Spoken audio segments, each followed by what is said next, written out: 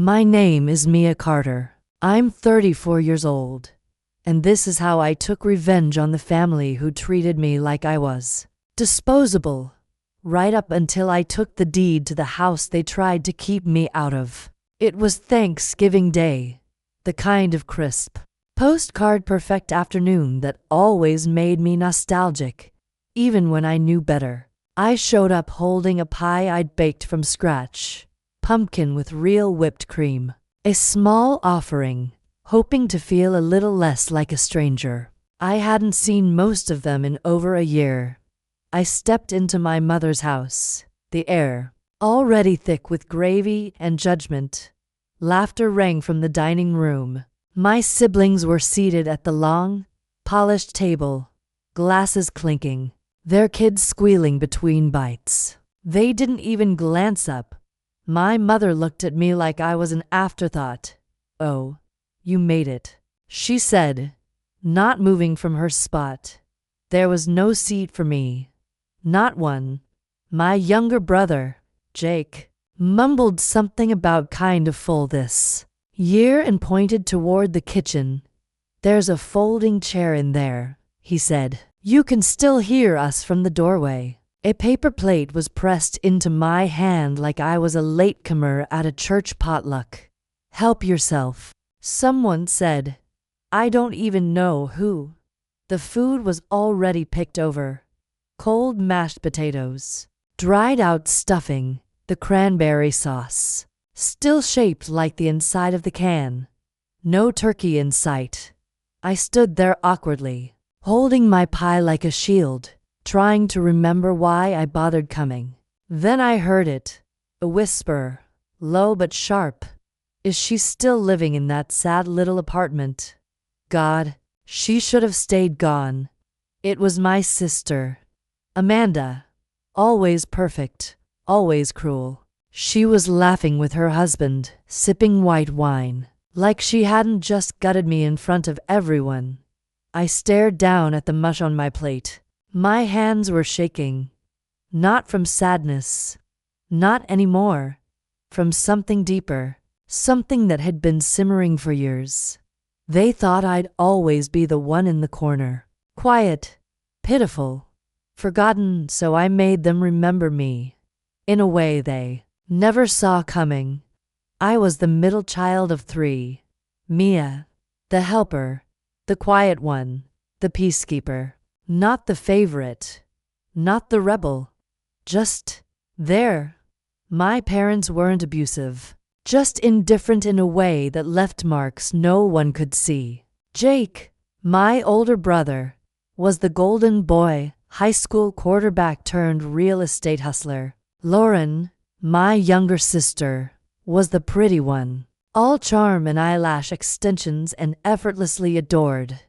And me, I was the one who cleaned up after everyone else, the one they called when something broke, the one who never said no. I wanted to be an architect when I was younger. I used to sketch houses on the back of math homework, map out imaginary neighborhoods. But college meant loans, and loans meant asking my parents for help, something I knew better than to do. So I went to community college instead. Worked 2 jobs, took night classes, and told myself dreams could wait. Eventually, I moved out of state. I needed space, distance, a chance to figure out who I was without their voices in my ear. The judgment disguised as advice, the constant comparisons, the reminders of everything I wasn't. I cut off contact for a while. It was the only time in my life I felt free. Then Dad died. Suddenly. Heart attack. I came back for the funeral and stayed. Partly for Mom. Partly out of guilt. Partly because some soft, broken part of me still hoped things could change. That maybe they'd see me now. Maybe I'd finally matter. But nothing changed. I became the caregiver. The one who took Mom to her appointments, who picked up prescriptions, who fixed the leaky sink and the broken heater. Jake was always too busy with his next flip. Lauren had PTA meetings and spa weekends. They came around when there were cameras. Or brunch, never when there were bills or hospital visits. They made family decisions in group chats I wasn't in. Posted family photos I wasn't tagged in. Forgot to tell me when Thanksgiving plans changed. Or when mom had minor surgery. I told myself it didn't matter. That being the bigger person was enough. That love wasn't supposed to keep score. But it did. And I was losing. I stayed quiet because I thought silence meant strength. I told myself being needed was the same as being loved. But now, after 10 years of giving and being invisible, something inside me cracked. It wasn't loud. It didn't break things. It just shifted. I stopped hoping, and I started watching. And once I saw them clearly, all of them, I realized something. They never saw me as part of the family, just a placeholder. So I made a decision, one that would change everything. A few weeks after Thanksgiving, I was walking back from the pharmacy with one of Mom's prescriptions when our elderly neighbor, Mrs. Langley, stopped me. She smiled politely, then casually said, "Your mom told me she's putting the house in Jake's name. Such a good boy. That one. Always so capable." I froze, the pill bag crinkling in my hand. "She said that?" I asked. She nodded, already moving on. But my brain didn't. That night, I sat across from my mom at the kitchen table, trying to keep my voice steady. "I thought you said we'd talk about the will together?" I asked gently, heart thudding.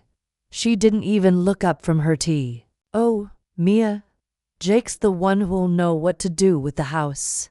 You rent, sweetie. You wouldn't understand the responsibility." She said it like she was explaining why I couldn't borrow the good dishes.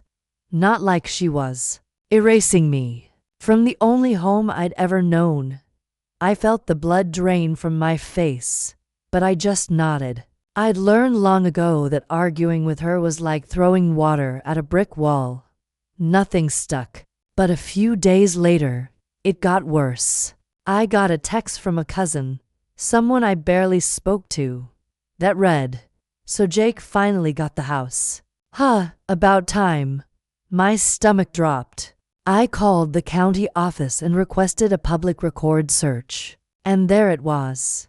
The deed had already been transferred. My mother signed it over to Jake 2 weeks earlier. No conversation. No warning. Just gone.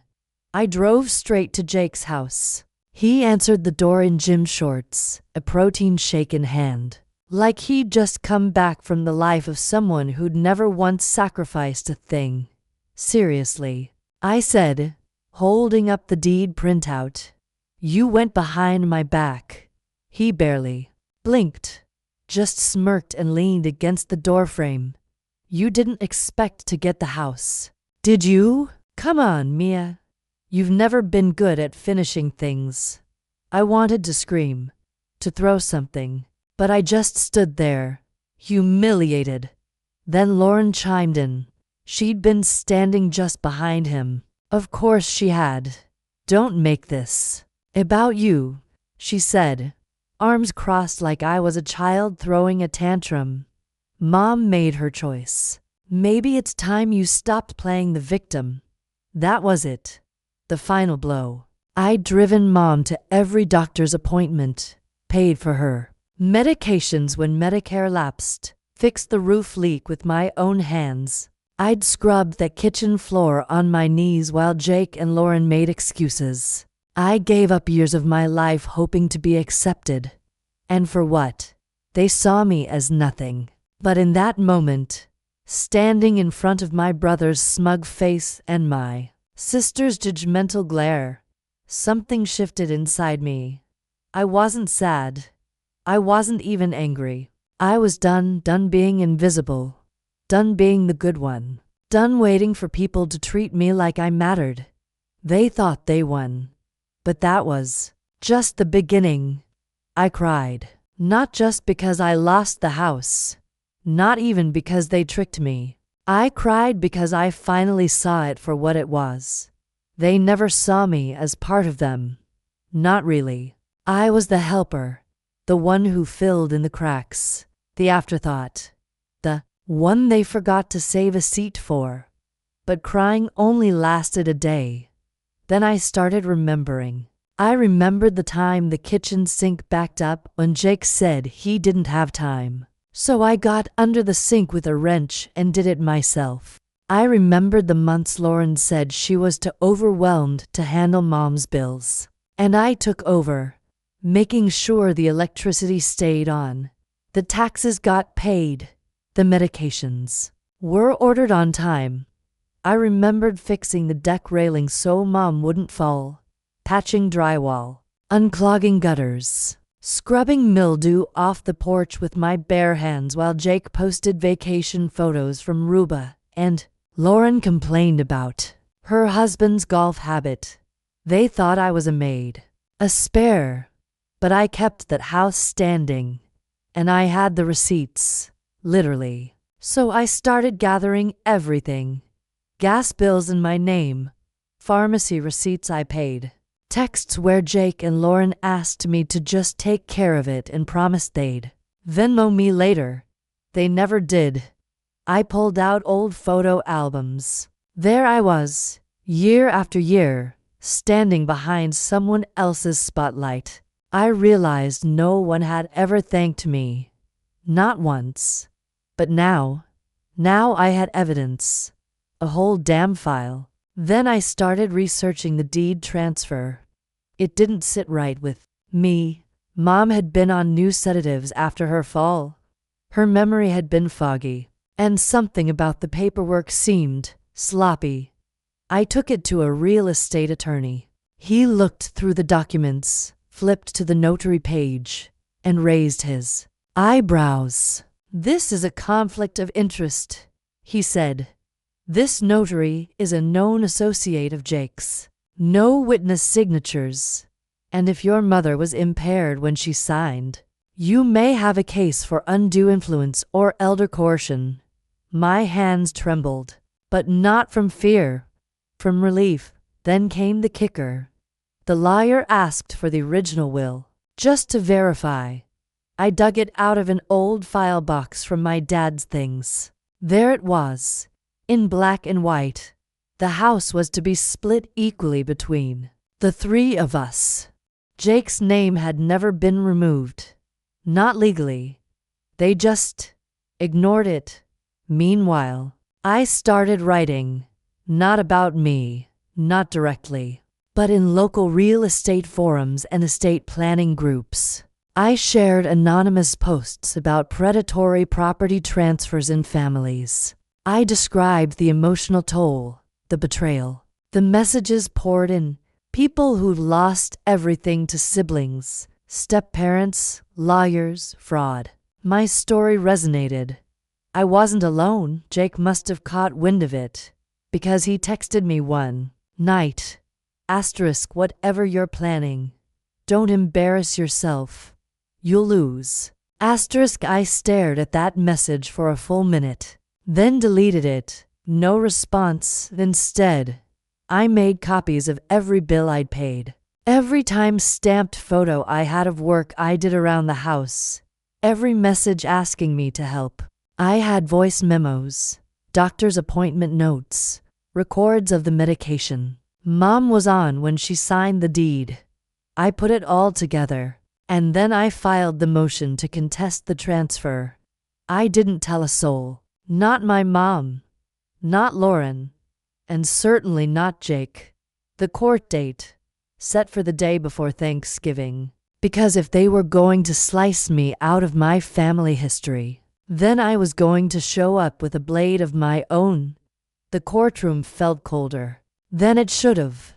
Maybe it was the nerves. Maybe it was just the weight of everything I had carried for years, finally pressing down all at once. Jake walked in like he was already celebrating, smug in a charcoal suit, fixing his cufflinks, like he was headed to a photo shoot. Lauren sat next to him, flipping through her phone like the whole thing was beneath her.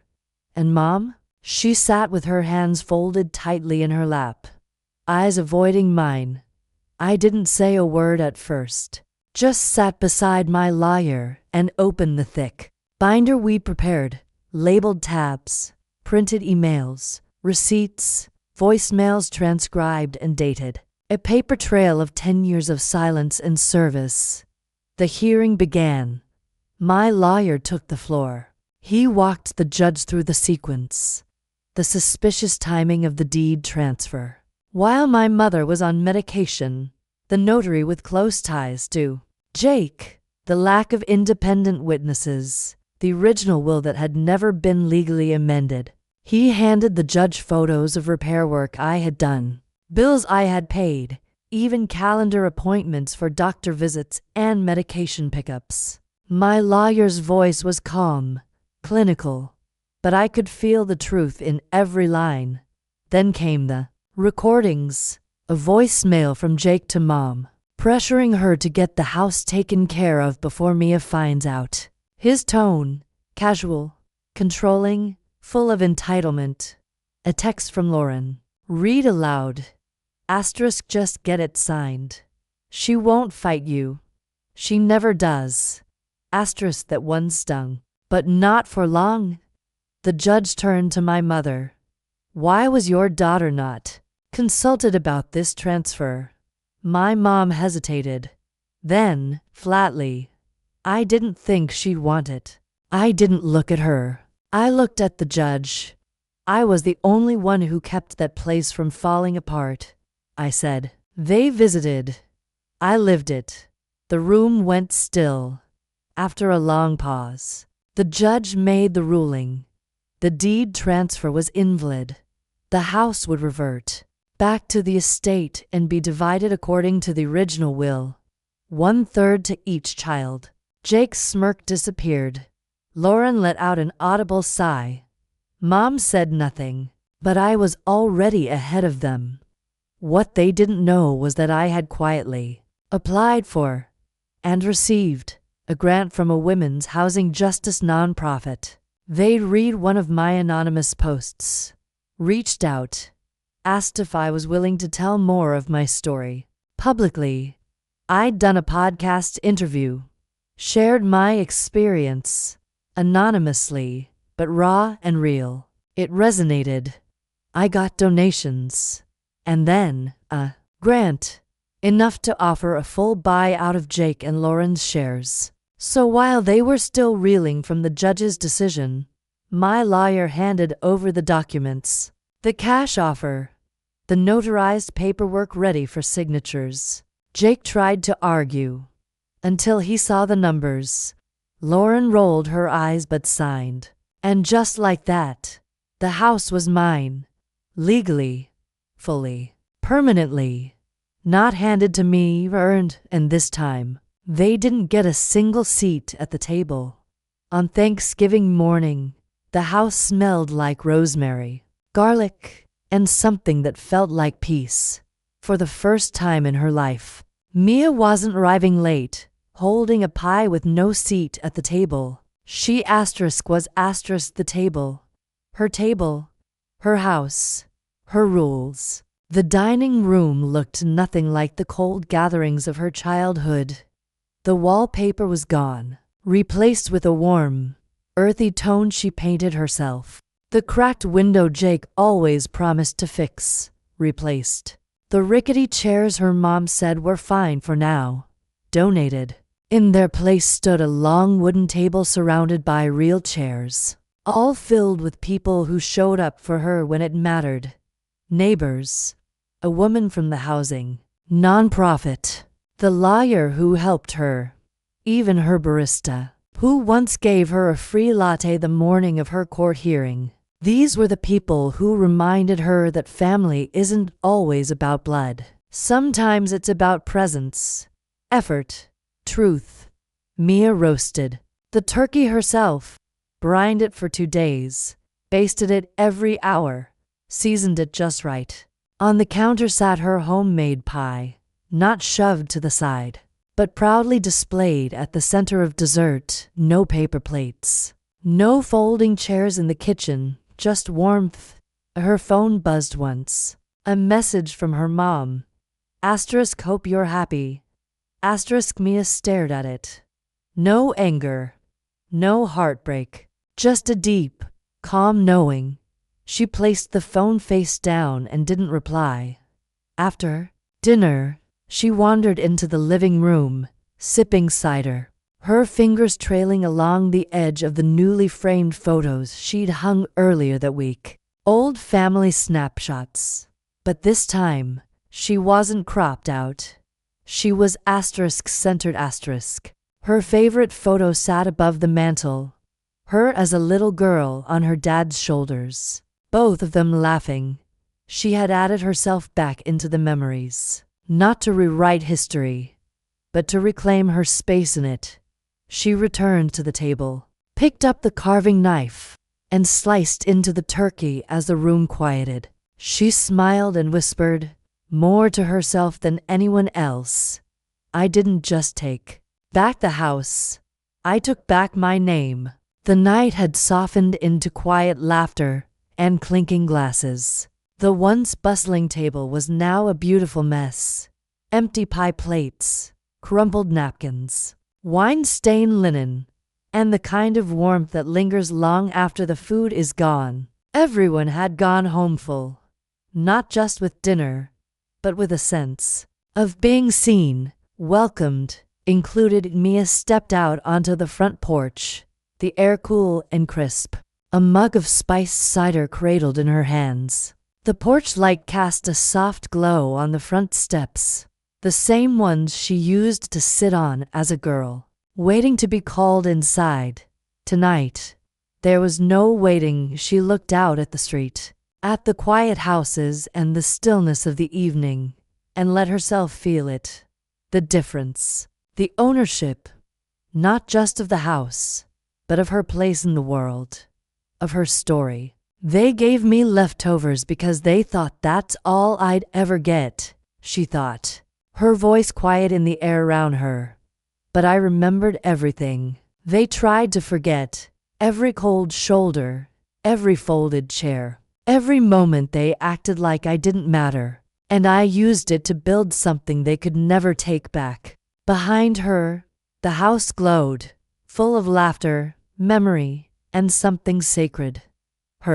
She took one last sip of cider and set the mug down gently on the railing. This year, she said with a slow, knowing smile, I didn't just get the turkey, I got the deed, and they'll never push me into the kitchen again.